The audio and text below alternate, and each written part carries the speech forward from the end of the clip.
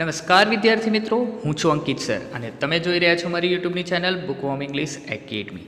તો વિદ્યાર્થી મિત્રો, ફંક્શનના પ્લેલિસ્ટમાં આપણું આ બીજું ફંક્શન છે જેનું નામ છે એક્સપ્રેસિંગ કન્ડિશન, અથવા તો જેને તમે એક્સપ્રેસિંગ કન્ડિશન ઇન ધ પાસ્ટના નામથી ઓળખો છો. વિદ્યાર્થી મિત્રો, એક વસ્તુ ખાસ ધ્યાનમાં રાખજો, તમારી ટેક્સ્ટબુકમાં આ બંને ફંક્શન એક સાથે આપેલા છે, પરંતુ અહીંયા આપણે એ ફંક્શનને અલગ અલગ રીતે જોવાના છે, કારણ કે એક્ઝામ પોઈન્ટ ઓફ વ્યૂની દ્રષ્ટિથી બંને ફંક્શન એટલા જ મહત્ત્વના છે.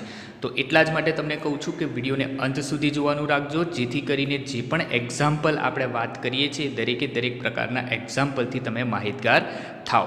તો ચાલો શરૂ કરીએ છીએ આપણું ફંક્શન નંબર 2, એક્સપ્રેસિંગ કન્ડિશન અથવા તો expressing condition in the past.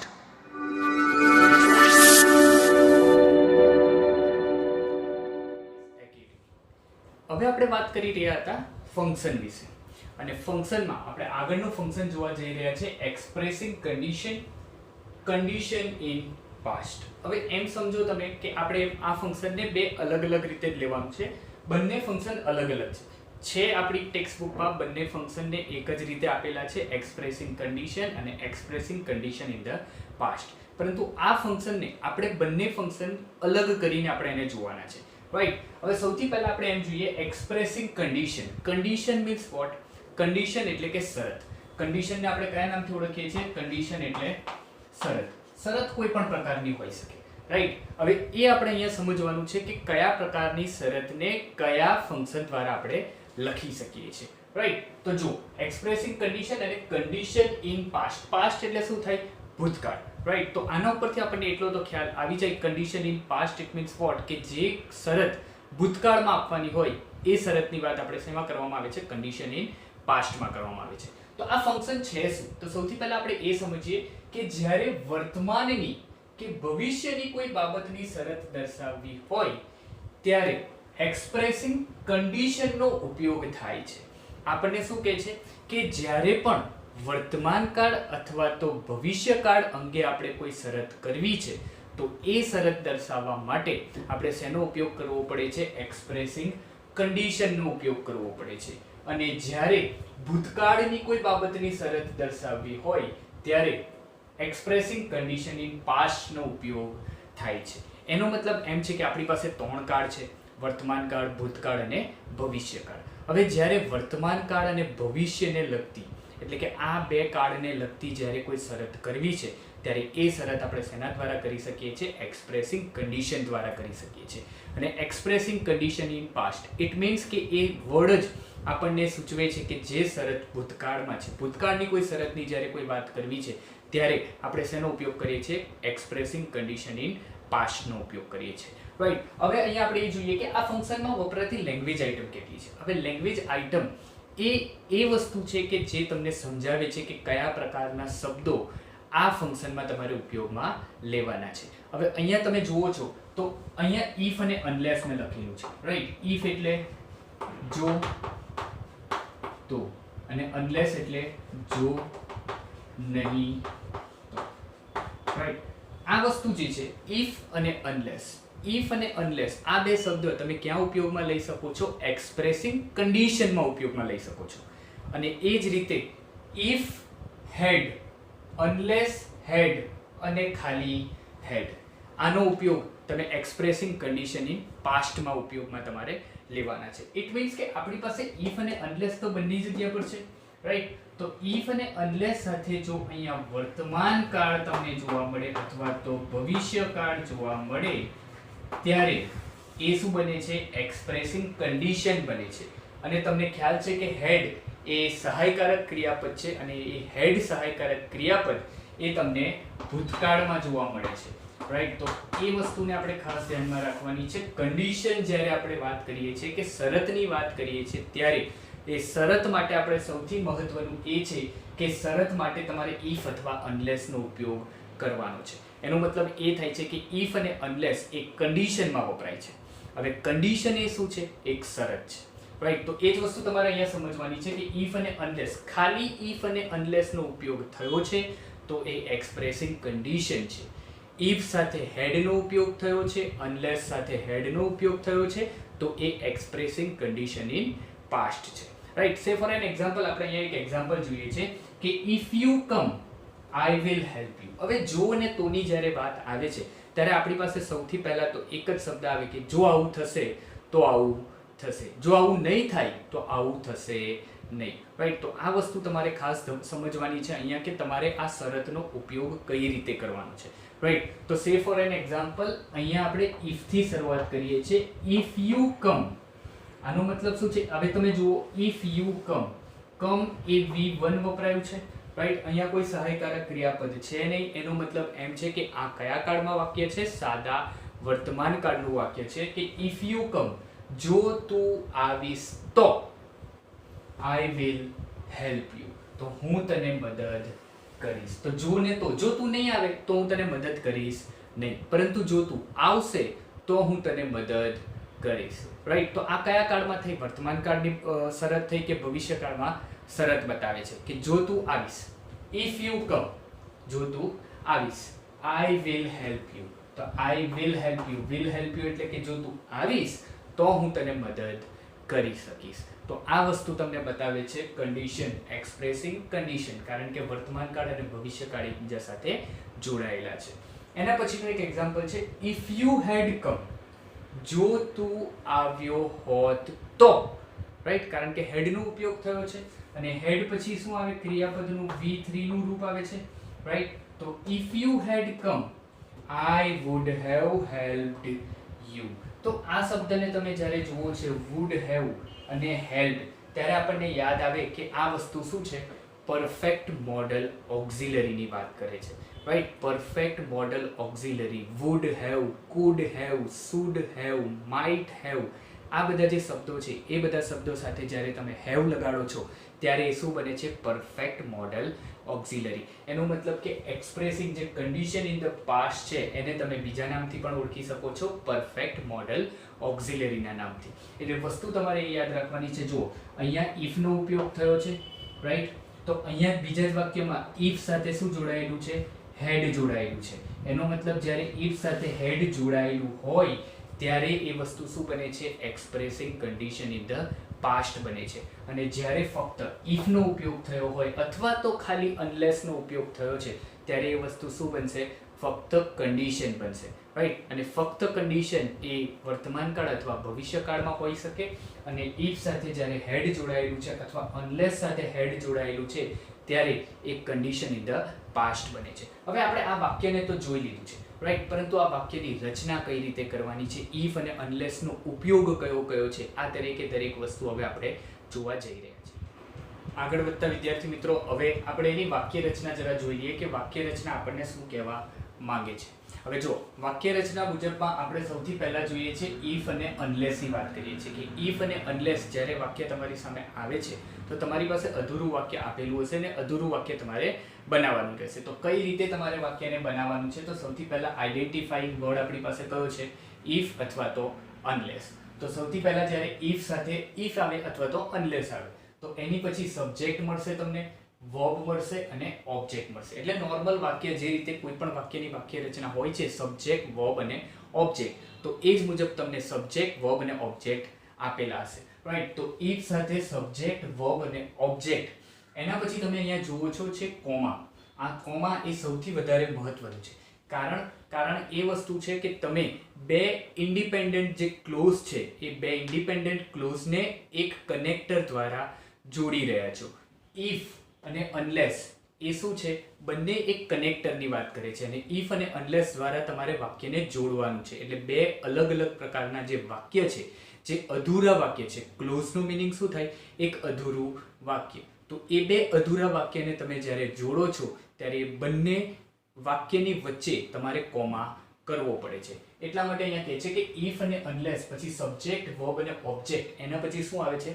Comma આવે છે. ને કોમા પછી again subject, will cell, verb અને ઓબ્જેક્ટ. તો આ વસ્તુ તમે નોર્મલ રીતે આપણે સમજીએ તો આ વસ્તુ નોર્મલ રીતે આપણને શું કહેવા માંગે છે કે આગળ સાદો વર્તમાન કાળ હોય છે, પછી કોમા છે અને પછી સાદો ભવિષ્યકાળ છે. એટલે ઇફ અને અનલેસની જો વાક્ય રચનાની વાત કરવામાં આવે તો ઇફ અને અનલેસમાં શરૂઆતમાં સાદો વર્તમાનકાળ હોય અને પાછળ કોમા પછી તમે શેનો ઉપયોગ કરી શકો છો? સાદા ભવિષ્યકાળનો. કારણ કે એક્સપ્રેસિંગ કન્ડિશનનો મતલબ જ છે વર્તમાનકાળ અને ભવિષ્યકાળ અંગેની શરત બતાવવી. હવે જ્યારે તમે ઇફ હેડ અને અનલેસ હેડની વાત કરો છો, એક્સપ્રેસિંગ કન્ડિશન ઇન ધ પાસ્ટની વાત કરો છો, સૌથી મહત્વનું આ છે expressing condition in the past.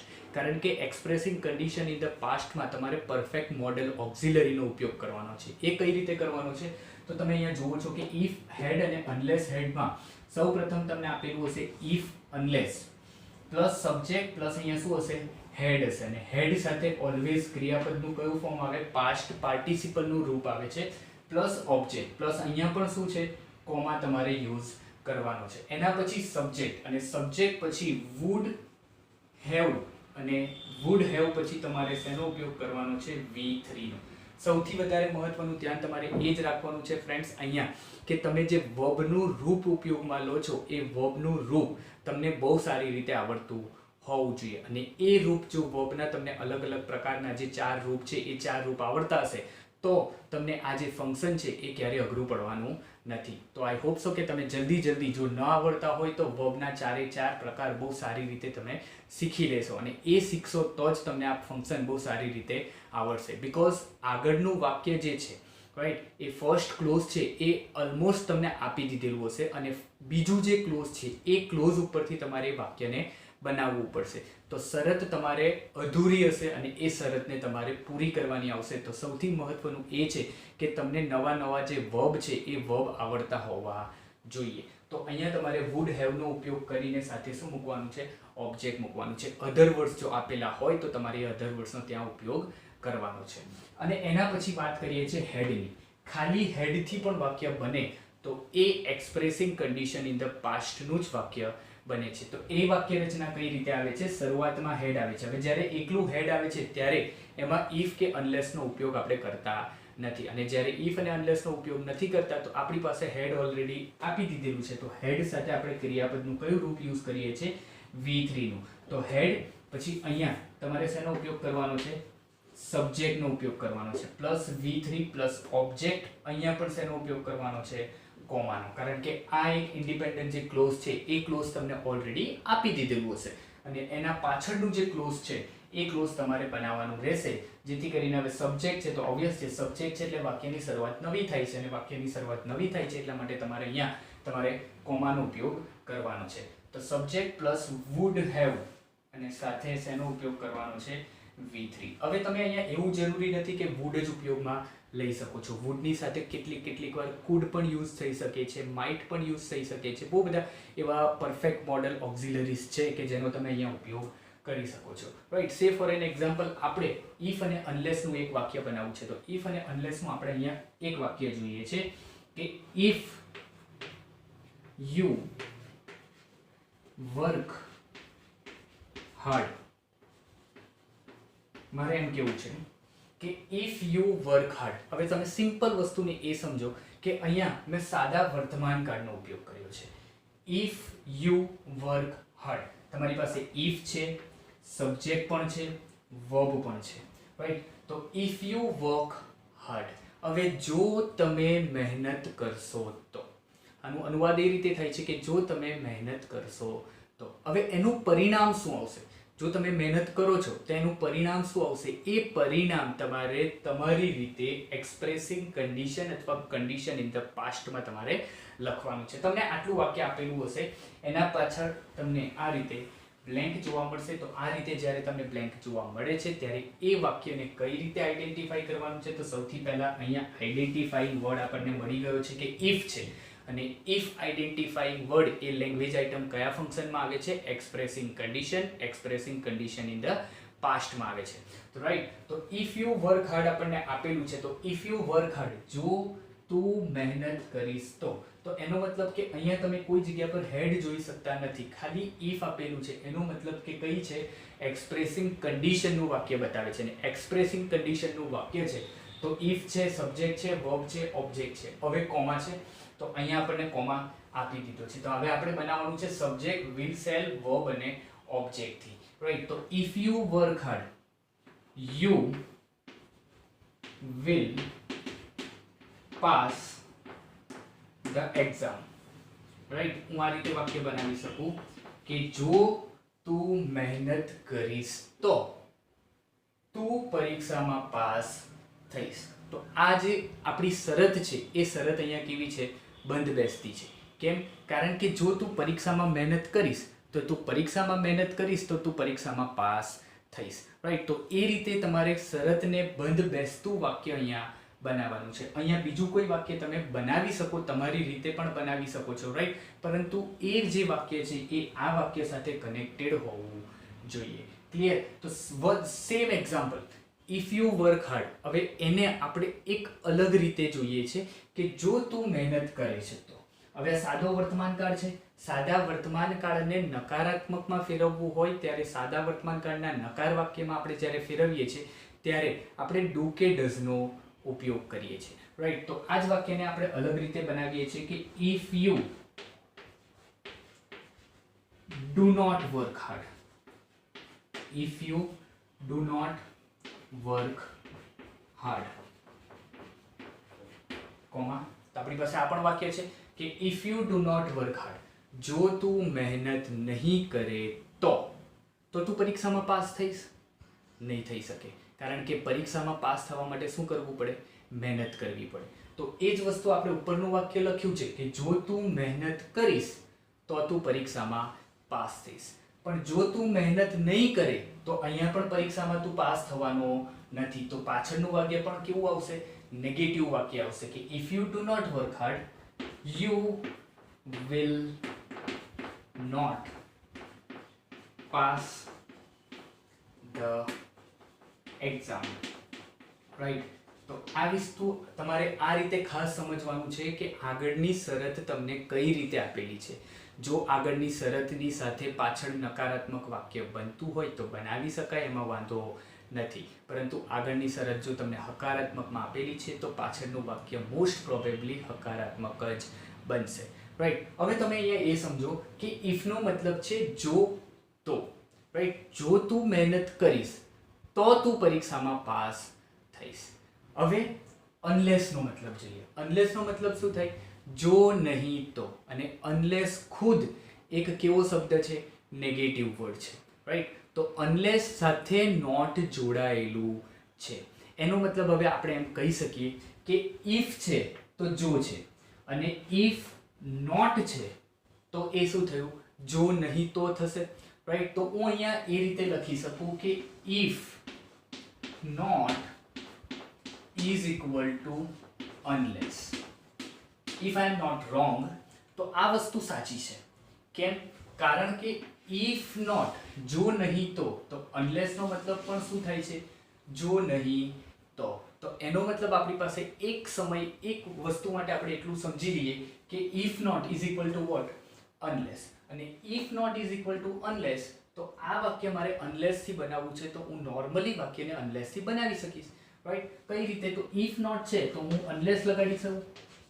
unless you work hard, unless you work hard you will not pass the exam. Right, આ રીતે આપણે વાક્ય બનાવ્યું. એનો મતલબ એમ થયો કે આનું ગુજરાતી આનું અનુવાદ કરીએ છીએ તો unless ખુદ એક નેગેટિવ શબ્દ છે, અને અનલેસ ખુદ એક નેગેટિવ શબ્દ છે તો એ વાક્યમાં આપણે નોટનો ઉપયોગ કરતા નથી. Because unless is equal to if not, એમાં એક નોટ ઓલરેડી સમાયેલું છે, એટલા માટે આપણે બીજા નોટનો ઉપયોગ કરતા નથી. તો વાક્ય આપણે આ રીતે બનાવ્યું. હવે આને આ અનુવાદ સેમ જ છે કે if you do not work hard, જો તું મહેનત નહીં કરે તો તું પરીક્ષામાં પાસ થશે નહીં. તો અનલેસ યુ વર્ક હાર્ડ, તો આ વાક્યમાં તમે જુઓ છો અનલેસ નો ઉપયોગ થયો છે તો મેં કોઈ જગ્યા ઉપર નોટ નો ઉપયોગ કરેલો નથી. કેમ? કારણ કે અનલેસ ખુદ એક કેવું છે? એક નેગેટિવ વર્બ છે. તો એ જ વસ્તુ અહીંયા બતાવે છે કે અનલેસ યુ વર્ક હાર્ડ પછી કોમા છે, પછી હું નોટ નો ઉપયોગ કરું છું. કેમ? કારણ કે આ વાક્ય મારે કેવું બનાવવાનું છે?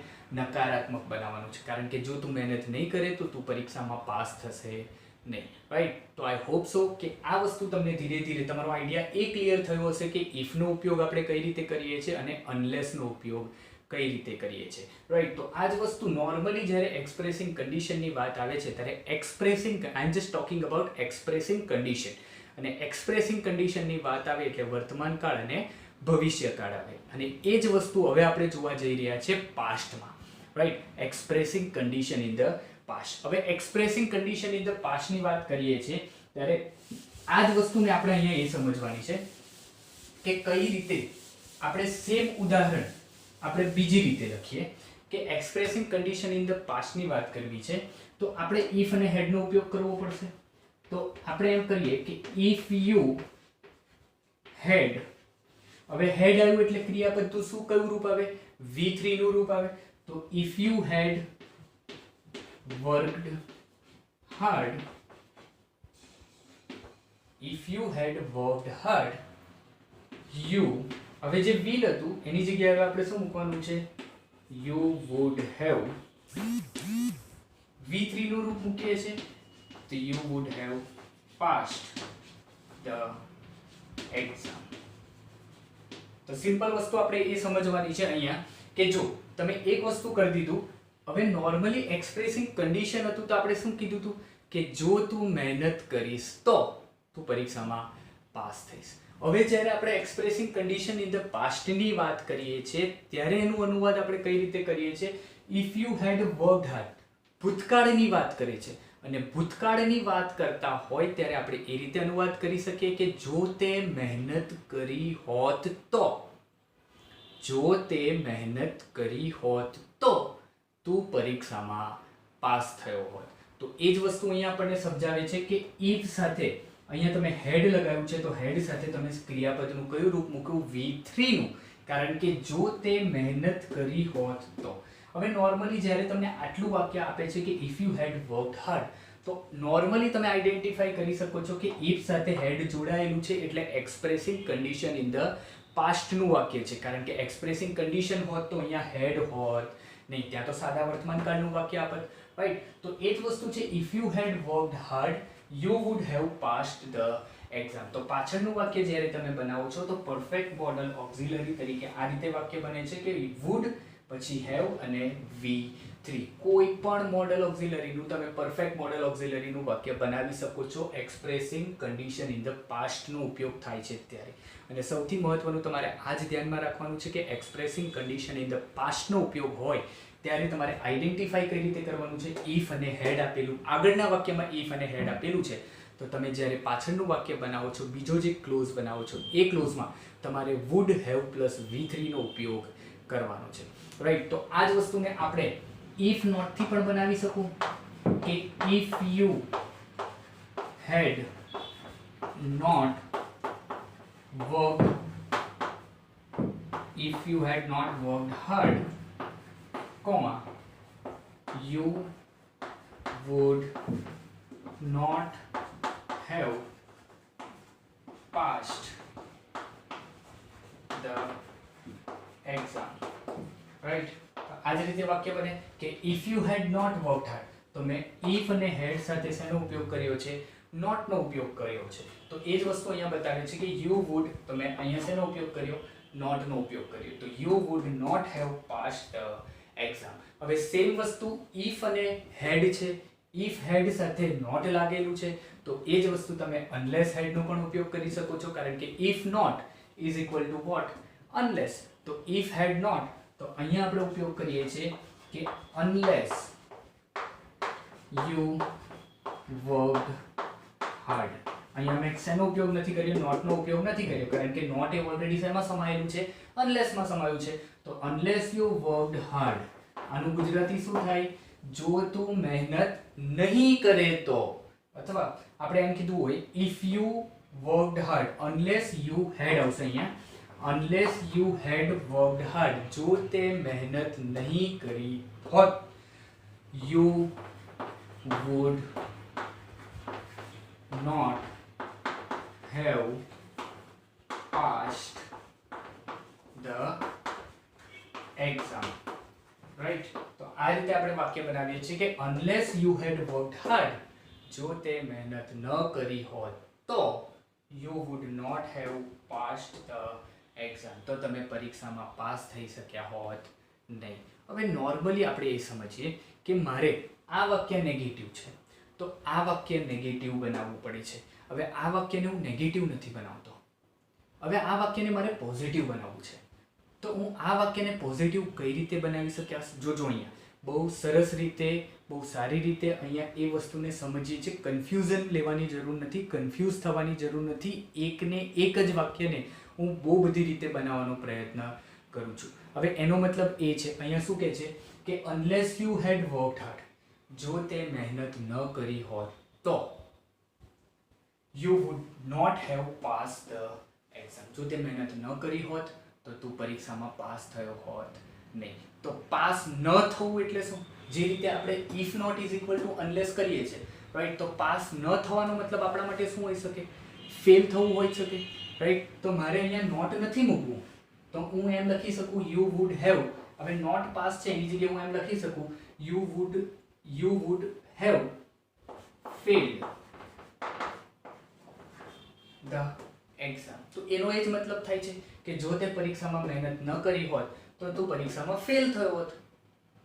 સિમ્પલ વસ્તુ છે કે નોટ પાસ આપણા માટે પાસ ન થવું ઇઝ ઇક્વલ ટુ વોટ? પરીક્ષામાં પાસ ન થવું એનો મતલબ કે પરીક્ષામાં તમે કેવા થયા છો? ફેલ થયા છો. તો તમે આ રીતે પણ બનાવી શકો કે if you had worked hard, જો તે મહેનત કરી હોત તો you would have pass the exam. તો you would have not failed the exam, એનો મતલબ પણ એક જ થાય છે, રાઈટ? નોટ ફેલ્ડ એટલે પાસ જ થયા. તો એ વસ્તુ તમારે અહીંયા સમજવાની છે કે જે રીતે તમે આગળના વાક્યમાં if not is equal to unless કરો છો, તો જ્યારે પાછળ પણ તમે વાક્ય બનાવો છો તો આ રીતે તમે ઉલટ સુલટ ફેરફાર કરી શકો છો. પરંતુ તમારી જે કન્ડિશન છે એ કન્ડિશન કેવી હોવી જોઈએ? સાચી હોવી જોઈએ. તો આઈ હોપ સો કે મેં તમને જે આ ફંક્શન શીખવાડવાનો પ્રયત્ન કર્યો છે, એક્સપ્રેસિંગ કન્ડિશન ઇન પાસ્ટ, એમના તમને બહુ સારી રીતે ખ્યાલ આવી ગયો હશો. તો ફરીથી મળીશું આપણે એક નવા વિડીયો સાથે, એક નવા ફંક્શન સાથે. ત્યાં સુધી જય હિન્દ.